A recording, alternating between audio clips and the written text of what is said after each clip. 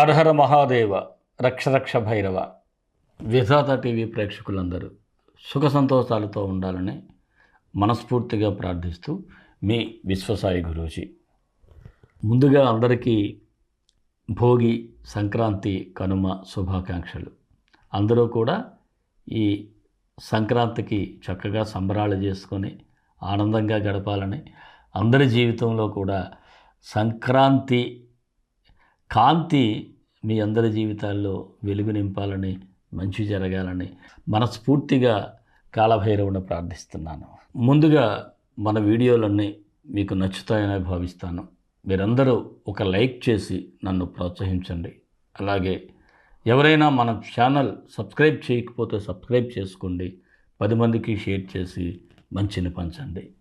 మరి ఈ రాశి ఫలాల్లోకి వెళ్ళే ముందు మన శక్తిపీఠంలో జరిగేటువంటి కార్యక్రమం మీకు వివరిస్తాను. జనవరి 18 ఆదివారం పుష్య అమావాస్య, అంటే మౌని అమావాస్య అంటారు. ఆ రోజు అత్యంత విశేషమైనటువంటి రోజు.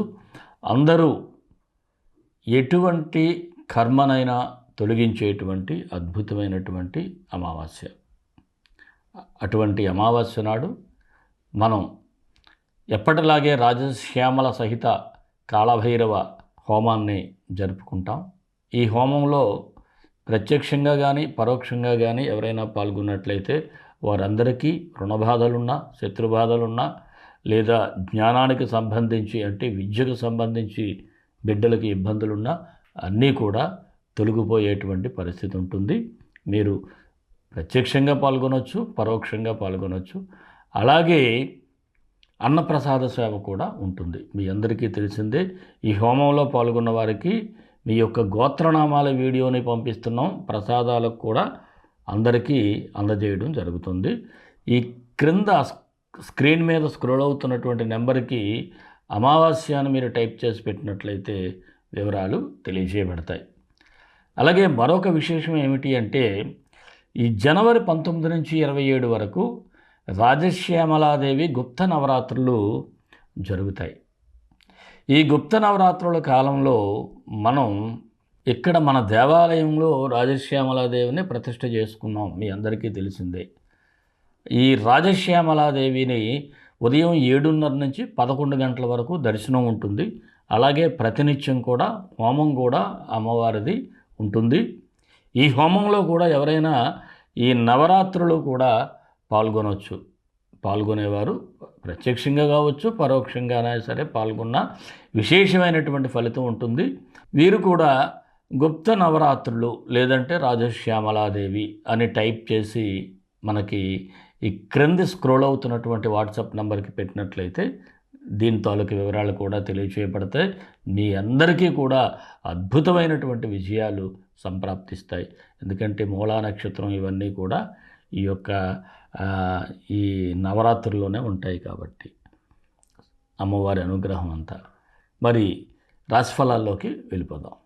సింహరాశి జనవరి 16 నుంచి 31 వరకు ఈ సింహరాశి వారికి ఎలా ఉంటుందో ఒకసారి చూద్దాం.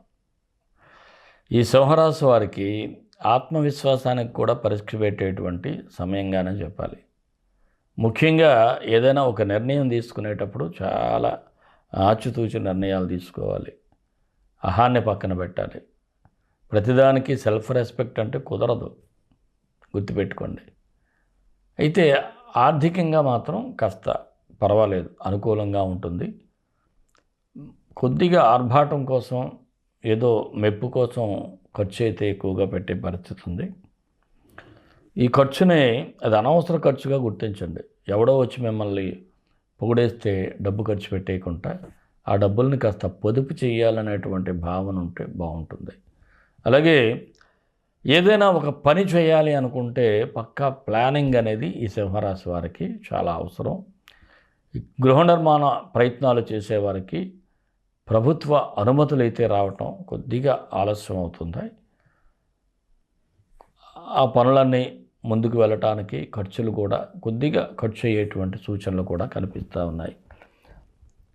అలాగే కోర్టు వ్యవహారాలు ఉన్నవారికి కూడా కొంత ఆలస్య సూచనలు అయితే ఉన్నాయి.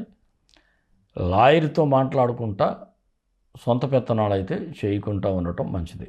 ఇక భార్యాభర్తల మధ్య చిన్న చిన్న మాటలే పెద్ద పెద్ద గొడవలుగా వచ్చేటువంటి పరిస్థితులు కూడా కనిపిస్తూ ఉన్నాయి. ఈగోలు పక్కన పెడితే మీరిద్దరూ ఒకరికొకరు కూర్చొని మాట్లాడుకుంటే అంతా సవ్యంగానే ఉంటుంది. ఇక్కడ మీ ప్రాబ్లం ఏమిటంటే ఒక ఈగో తప్ప ఏమీ లేదు. అలాగే వాహనాలు నడిపేటప్పుడు కూడా జాగ్రత్తగా ఉండాలి, లేకపోతే వాహన ప్రమాదాలకు గురి అయ్యేటువంటి సూచనలు ఉన్నాయి. రుణ ప్రయత్నాలు చేసేవారికైతే పాజిటివ్గానే ఉంది. వివాహం కాని వారికి వివాహ ఆలోచనల ముందు బలపడతాయి. ఎలా అయినా వివాహ ప్రయత్నం చేయాలనేటువంటిది. అలాగే కాస్త ఓర్పుతో వెతికితే మాత్రం సంబంధాలు అయితే మంచిగా వస్తాయి. నిరుద్యోగులకైతే అవకాశాలు కనిపిస్తూ ఉన్నాయి. కాకపోతే మీ టాలెంట్ నిరూపించుకోవాలి అంటే కాస్త మంచి మంచి ప్రోగ్రామింగ్స్ అన్నీ నేర్చుకోవటం ఇవన్నీ చేయాలి. రాజకీయ నాయకులకైతే ప్రజల్లో మీ మీద చాలా ఆసక్తి ఉంటుంది. మీరు ఏం చేస్తారనేటువంటి కుతూహలం కూడా కనిపిస్తూ ఉంది. అలాగే మీరు ఏం మాట్లాడినా దానికి ద్వంద్వార్థాలు తీసేటువంటి పరిస్థితి మీ ప్రత్యర్థులు చేస్తూ ఉంటారు.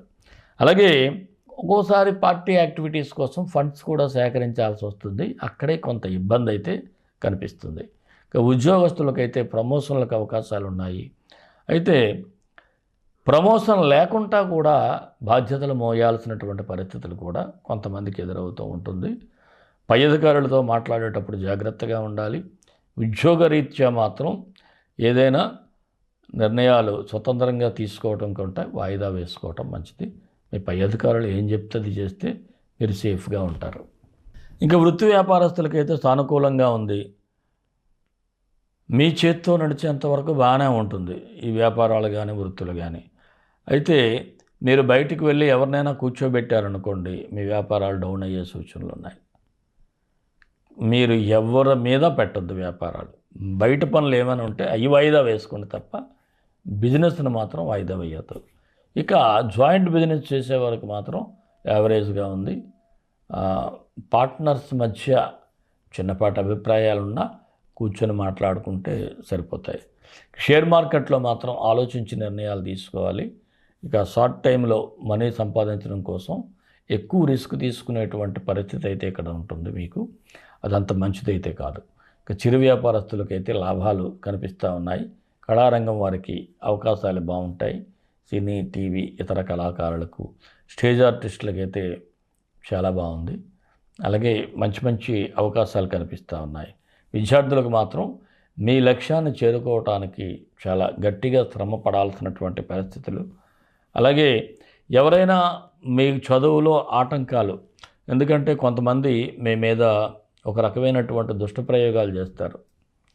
చిన్న వయసు అయినా కొన్ని ప్రయోగాలు చేస్తారు మీ చదువుని, మీ టాలెంట్ని బ్రేక్ చేయటం కోసం.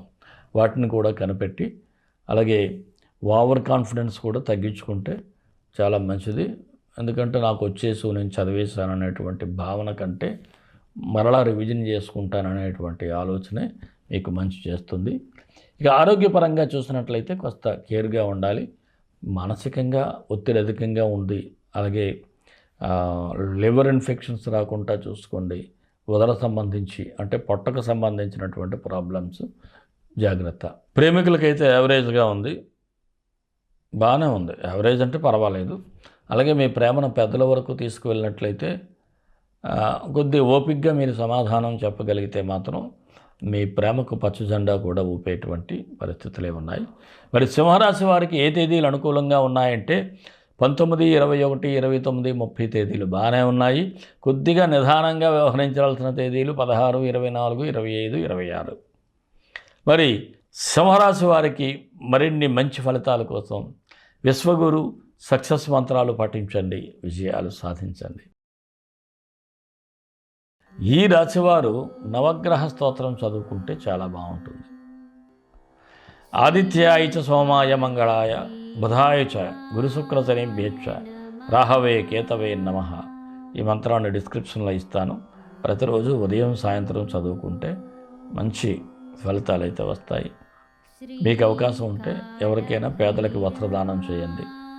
అలాగే ముందుగా చెప్పినట్లు మన పీఠంలో జరిగే ఈ హోమ కార్యక్రమంలో పరోక్షంగానైనా పాల్గొంటే ఇబ్బందులు అనేవి చాలా వరకు తొలగేటువంటి సూచనలు ఉన్నాయి. మరి మన ఇష్టదైవం కాలభైరవుడు, కాలభైరవ గాయత్రి. కాళకాళాయ విద్మహే కాళాతీతాయ ధీమహి తన్నో కాలభైరవ ప్రచోదయాత్.